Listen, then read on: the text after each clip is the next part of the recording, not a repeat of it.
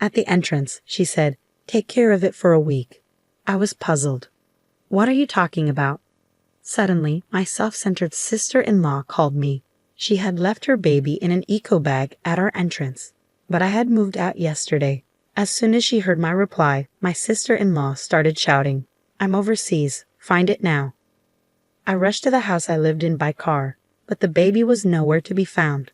I thought I need to call the police. With trembling hands, I took out my cell phone and was about to uncover a truly terrifying fact. I married Scott 10 years ago, and we lived together. We wanted children but were not blessed with any. Before I knew it, I was 38. My younger sister-in-law, Lindsay, who was 5 years younger, often took advantage of me. Her husband was a president and my husband worked for his company, which she used to her advantage. It was commonplace for her to ask me to run errands, only a 10-minute drive from our house. Moreover, since she got pregnant, she called me more often, even making me clean the house and prepare dinner. Even though I loved taking care of people, I told my husband that she was being too selfish. But he asked me to keep looking after her for a while, saying, "I'll talk to her about it." "Sometimes sorry, but please help her out," he'd say. It seems my husband was under her husband's influence. So I reluctantly went to Lindsay's house whenever she called. "Ah, my stomach is heavy," she'd say. "Hey, Michelle, don't just sit there. Get the TV remote." What? Although she was only 3½ months pregnant, her belly seemed to be showing more than it should. However, she was naturally plump, so I kept my unnecessary thoughts to myself. "Wouldn't it be better for a safe delivery if you moved around a bit yourself?" I suggested. "Don't give me advice when you've never been pregnant," she snapped. "This baby is going to be our future son. What's wrong with taking good care of him?" She slouched on the sofa, never dropping her arrogant attitude, which gradually wore on my nerves and stressed me out. But when I questioned whether the gender could be determined at 3½ months, she flared up in anger. "You have an old brain. Nowadays, civilization has advanced so much that you can find out the gender right away," with Lindsay insisting as if it were the most natural thing. I didn't feel like arguing back and just listened to her complaints wearily. "You're just jealous because you can't get pregnant," she accused. "It's really bad for the baby's prenatal education. If anything happens to this baby, it's your fault." Eventually, she started using the unborn baby to threaten me. It became suffocating to be with Lindsay, and I continued to go home sighing after quickly finishing what I needed to do. When I talked to my husband after returning from work, he soothed me, saying, "Just bear with it a little longer." Still, I felt uneasy as I went on with my life, because it was painful to keep feeling this way. I made excuses whenever Lindsay called and kept refusing her. Then Lindsay complained to my husband that I was being mean to her, which left me completely at a loss. Even if I said I was busy, she wouldn't listen and kept calling me. Eventually, I had to answer the phone, and she screamed in a piercing voice, "Michelle, is it okay if your brother's position at the company gets worse? You haven't forgotten that my husband is the president, right?" My husband was always gentle and kind with the sole intention of not causing him trouble. Feeling like I had no other option, I found myself at Lindsay's place more often. As time passed, Lindsay gave birth to a boy a month before her due date. Moreover, the baby weighed over 140 ounces. Isn't he too big for being born so early? I wondered, but having never been pregnant myself, I assumed it might be possible and accepted it. Lindsay named the child Chris, and predictably, after her discharge, she called me to take care of the baby. Think of it as practice for when you have your own. Fulfill your duty as a nanny. You might not even get the chance to have one, she remarked. Despite my annoyance with Lindsay, I visited her home every time she called, thinking she must be struggling after just giving birth. Plus, the baby was just too adorable. "Chris, you're such a good boy. Grow up healthy," I'd coo. Changing diapers for the first time and bathing him, none of it felt like a burden when I saw his face. However, 3 months passed and Lindsay started dropping the baby off at my house more frequently. "What's going on? You're all dressed up," I questioned her once. "I have a dinner with people related to my husband's work. I have to go with him, so you take care of Chris," she replied. As she regained her strength, I realized how busy a president's wife could be, and I diligently took care of the baby. However, the frequency of Lindsay leaving Chris with me started increasing. "Thanks for today. Isn't this too much? You're not just accompanying your husband, are you?" I asked her one day. Right now, my husband is handling an important business deal, and I'm helping out. You should help too. Lindsay raised her voice, forcing the child on me before quickly leaving. With doubts about whether she was really any help, I couldn't just ignore the baby in front of me, so I took care of him as needed. However, one day was different. When I changed his diaper, Chris had diarrhea. He was energetic and didn't have a fever, so I kept the room warmer than usual to keep him from getting cold. In the evening, when Lindsay came to pick up Chris, I told her about it. She confronted me loudly, accusing, "You useless thing. You did something to Chris out of spite, didn't you?" I shook my head, denying it, just as my husband Scott came home. "What's all this noise in the entryway, Scott?" Lindsay's voice softened, and she started crying, despite always using harsh words towards me. "I understand your feelings, but Michelle doesn't have much experience with child rearing. It might have just been a bit cold today. I'll apologize, so please forgive her," my husband defended me. But I was puzzled as to why I had to apologize when I hadn't done anything wrong. Feeling frustrated, I sent Lindsay and Chris off while preparing dinner in low spirits. Suddenly, my husband became serious and pulled a letter-sized envelope out of his bag. "Michelle, there's something important we need to talk about." "Dinner can wait. Please have a seat," he said, spreading out the documents on the table. The words he told me were hard to believe, especially since I hadn't imagined anything like it. However, understanding his firm resolution, I quietly nodded. A week later, while I was unpacking some boxes, Lindsay called. "I left a bag at your entrance, so take care of him for a week," she said abruptly. "What? What are you talking about?" I responded, confused. "Don't play dumb. It's my baby, of course." "You've already brought him inside, haven't you?" she accused. After hearing the full story, it turned out that since I was not at home, she had put Chris in an eco bag and hung it on the doorknob. Panicked, I said, "Wait a minute, we moved out yesterday. We're not going back to that house. Please go and pick up Chris right away." However, Lindsay didn't believe me, accusing me of lying again. When I insisted it was true with a serious tone, she suddenly panicked. It turned out she had left Chris 5 hours ago. Moreover, I was shocked to learn that she was currently on an overseas trip. Despite it being spring, it was still a chilly day without much warmth. "Go pick up Chris now. Hurry up," she demanded. More worried about the baby than angry at Lindsay's attitude, I immediately drove off. An hour later, I arrived at our old house and checked the entrance, but there was no sign of Chris.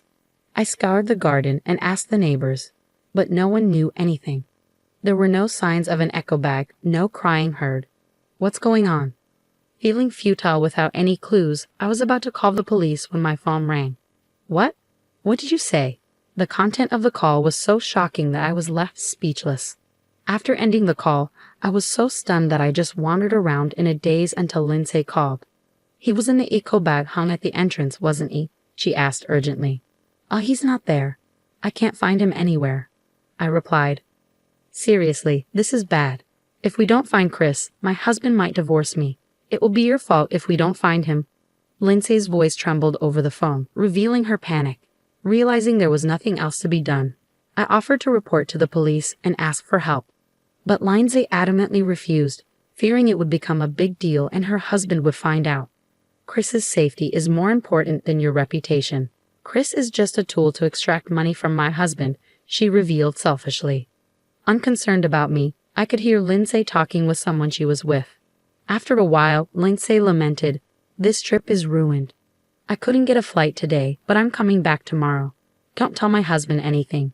If you find Chris, contact me immediately. I'll do what I can." After hearing my response, Lindsay seemed satisfied and hung up the phone. The next day, as I waited for her at the airport, she appeared arm in arm with a man. Seeing me, she approached with a displeased look. "Michelle, what are you doing here? Did you find Chris?"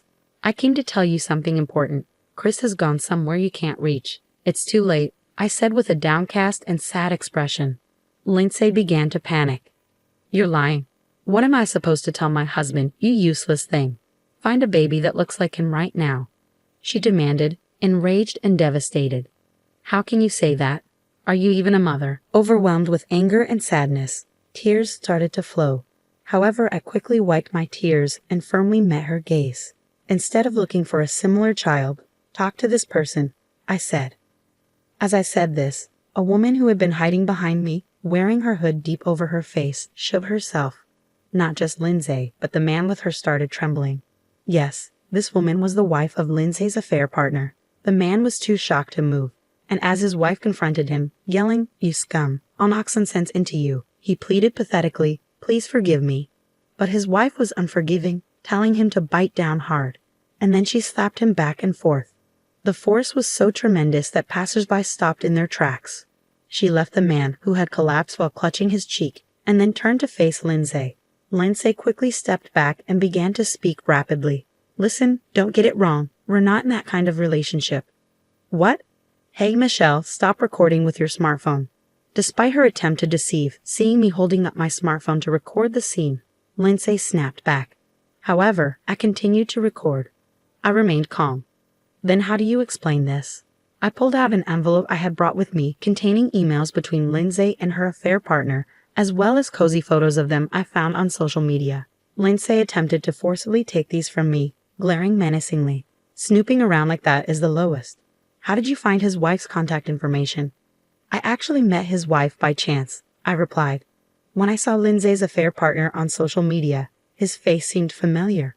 After racking my brain, I realized he was the husband of the woman who works at my regular hair salon. He too was a hairstylist, but unlike his wife, who was successful and owned several shops and was skilled in a technique she was known for, he was known for not working and just playing around. He was a typical husband sponging off his wife.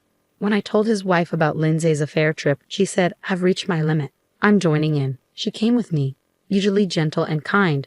I was honestly surprised at how terrifying she could be when angry. Such a playboy hairstylist couldn't stand up to his wife and kept rubbing his hands together like a fly, repeatedly begging, "Please don't divorce me." Watching her steadfast refusal, I felt a strong resolve.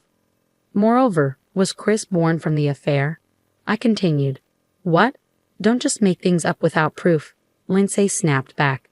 "But he was born a month early and weighed over 140 ounces. That's definitely too big. You've been fudging the weeks, haven't you?" While saying this, I pulled out another envelope and showed her the documents inside. One was a maternal and child health handbook, and another document proved that Lindsay's husband was not Chris's biological father. "You play dirty. But if I tear this up, it's like nothing ever happened," Lindsay declared, snatching the DNA test results from my hand and tearing them up on the spot, looking pleased with herself. She probably thought she could get away with it, but that wasn't going to happen. "You better talk directly to the person who gave me these documents." I turned my smartphone towards Lindsay, and she opened her eyes and mouth wide, as if she was about to scream. No wonder, the screen showed Lindsay's husband. I wasn't recording. I was on a video call with Lindsay's husband. "Lindsay, you lied about going to your parents' house and deceived me," he said sternly. "Well, so you know," she stammered, not making any sense in response. Standing in front of her, I slowly began to speak. "Listen carefully. I'm going to explain everything one by one. A week ago, her husband, suspecting something, had requested a DNA test between himself and Chris. After finding emails between Lindsay and her lover at the same time, he lied about going on a business trip for a week to monitor her actions. Lindsay, not knowing this, immediately contacted her lover by email and booked an overseas trip online in a rush. She didn't even think to clear her browsing history on the day of the trip. After placing Chris in an eco bag and hanging it at the entrance of the house I was living in, Lindsay skipped off to the station, humming a tune. Her husband followed her and took care of Chris. If he had been left at the entrance for over 5 hours, who knows what could have happened. "So Chris is alive?" Lindsay's husband asked. "Yes, he's with me now." The call I was about to make to the police when I couldn't find Chris was from Lindsay's husband, I explained. Surprised but eager to understand the situation fully, I immediately went to his house. Chris was full of energy, flapping his arms and legs as he played with a rattle. While hearing about the past events, I remembered that despite being born a month early, he weighed over 140 ounces. At the time, I reluctantly accepted it, but I indeed thought it was strange. With Lindsay's husband's permission, I searched through Lindsay's belongings and found her maternal and child health handbook. Looking at its contents, I began to piece together the truth. I discovered that Lindsay had falsified the baby's weeks. Why did Lindsay do such a thing? Looking back at the actual timing of her pregnancy, it was exactly when her husband was away on a long business trip for about 2 months. Therefore, it was impossible for him to be the father of the baby. Realizing that she was pregnant with her lover's child, Lindsay thought she could deceive everyone by fudging the birth month, especially since the baby turned out to be an unexpectedly big baby. That's when I became suspicious. Then the lover, now exposed even about the child, began apologizing profusely to his wife. However, his wife coldly said, "You'll have to live on your own strength from now on," and slammed a divorce paper down on the spot as she kicked her crying husband and walked away. There was a refreshing certainty in her stride. Meanwhile, Lindsay's husband did not remain silent. "Of course, I'm divorcing you. Go be with that man," he declared. "No, I just liked his face. He has no money. You were with me just for the money, right?" Caught in the truth, Lindsay choked up. "You said Chris was just a means to get money from your husband." "Don't spout nonsense," her husband retorted. I had recorded everything to prevent Lindsay from denying it later. Lindsay's husband had been silently listening to our conversation until then, his face flushed with deep furrows between his brows. Confronted with the unexpected truth, Lindsay seemed to tremble slightly, but then, as if remembering something, she peered into her smartphone screen. "If Chris is okay, then it's all good, right? Besides, even if we're not related by blood, I gave birth to him. So he's as good as your child," Lindsay argued, looking smug. Both Lindsay's husband and I inadvertently exclaimed, "What?" at her pathetically selfish justification. "This is the end." Lindsay's husband abruptly hung up the phone. "What are you going to do about this? I did everything you told me to do, didn't I? Didn't you like it?" Lindsay tried to call her husband from her smartphone, but he had blocked her calls. "More importantly, Lindsay, did you know that leaving Chris in an eco bag and going out is a crime?" I asked, shaking my head vigorously. I showed her what kind of crime it was on my smartphone screen, and she suddenly began to tremble and collapse on the spot. "Lindsay, this is goodbye for us." "Farewell," I said coldly. After giving her a cold look, I walked away, feeling a chill. When I turned around, Lindsay's eyes were bloodshot, and her brows twitched as she made a terrifying face. "I'll tell Scott this happened because you moved without telling me," she shouted, desperate. "It was my husband who decided to move because he pitied me being exploited by you. He knows everything about this incident too. He said he never wants to see you again." Thinking her brother was her last ally, Lindsay screamed loudly when she realized he had abandoned her. It's incredible how selfish one can be, never once thinking about Chris. This is no time to cry. Go pick up Chris right now. If I'm getting divorced, I don't need the baby. What kind of person are you? I retorted. I will never forget what you just said. Chris will never go back to you, no matter what. Having declared my separation from my hopelessly awful sister-in-law, I walked away with a firm resolution in my heart. Later, I reported the incident of Lindsay abandoning the baby to the police. Even though he was quickly protected, the act was deemed too cruel, and Lindsay was severely reprimanded by the police. Lindsay ended up being divorced by her husband and disowned by her own family, becoming utterly alone. She was sued by her ex-husband for child abandonment and tricking her child's father, demanding $30,000. She and her lover had to borrow money to pay the settlement, and because they borrowed from a dubious company, she ended up working in a shady place to repay the debt. My resolution was to raise Chris as my own child. When I told this to my husband, he happily agreed. Oh, I almost forgot to mention, I am also expecting a new life. I will raise these children carefully so they can live freely and happily.